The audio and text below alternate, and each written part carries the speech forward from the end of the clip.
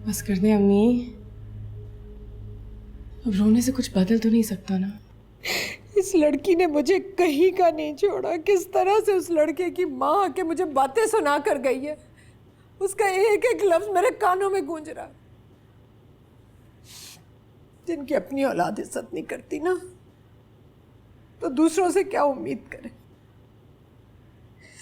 मेरी अपनी बेटी ने जमाने की नजरों का रुख इस घर की तरफ मोड़ दिया।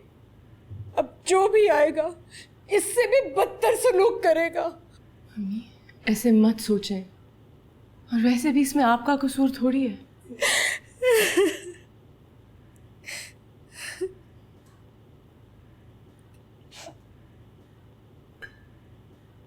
मेरा ही कसूर है। बॉबी, बॉबी मुझे माफ कर दो। तुम ठीक कहती थी,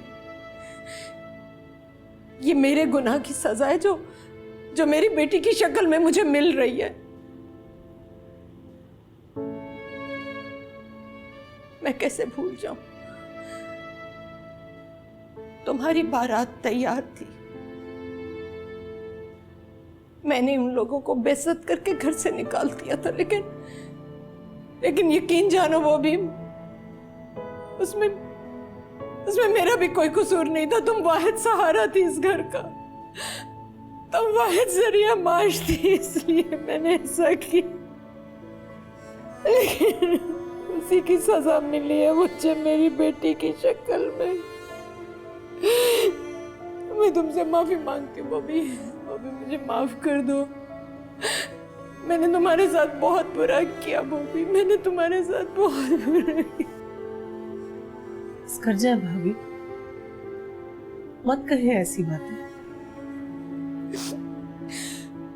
मैं तो आज वो किस्सा याद भी नहीं करती।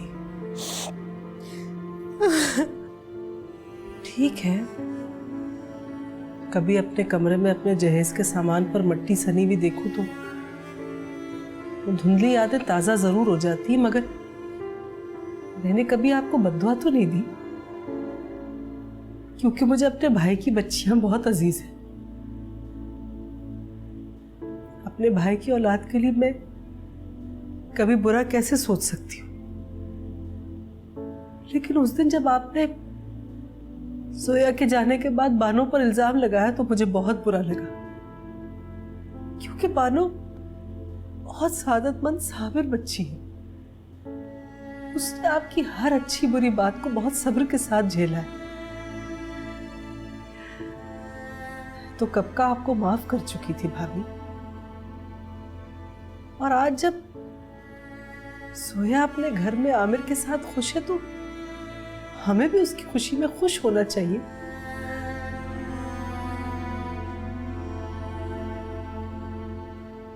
बस अल्लाह हमें हमारी बच्चियों के हक में बेहतर करे, हमें और क्या चाहिए। भूल जाए सब बातें और माफ करे।